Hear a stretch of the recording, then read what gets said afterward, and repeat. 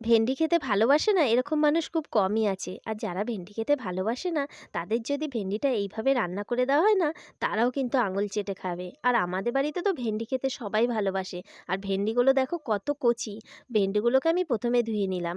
তারপর ভেন্ডির বোটাগুলো কেটে নিলাম আর আগাটা একটু কেটে নিলাম।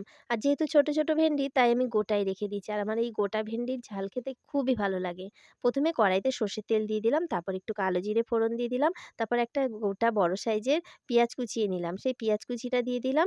তার মধ্যে ভেন্ডিটাকে দিয়ে দিলাম। আর একটু পরিমাণ মতো নুন, হলুদ দিয়ে ভেন্ডি আর পেঁয়াজটা একসাথে ভাজা, ভাজা করে নিলাম। একটু ভেজে নেওয়ার পর দিয়ে দিলাম সর্ষে বাটা, লঙ্কার গুঁড়ো, পরিমাণ মতো নুন, হলুদ দিয়ে নাড়িয়ে চাড়িয়ে নামানোর সময় একটু চিনি দিয়ে দিলাম। তৈরি হয়ে গেল ভেন্ডির ঝাল। আমার ভিডিও তোমাদের ভালো লাগলে সাবস্ক্রাইব করো আর লাইক করে পাশে থেকো। এই ভেন্ডির ঝালটা খেতে না দারুণ লাগে। শুধুই মনে হয় কি ভেন্ডিগুলোকে খেয়ে নিই। আর এবার খেয়ে দেখি দারুণ লাগলো খেতে কিন্তু।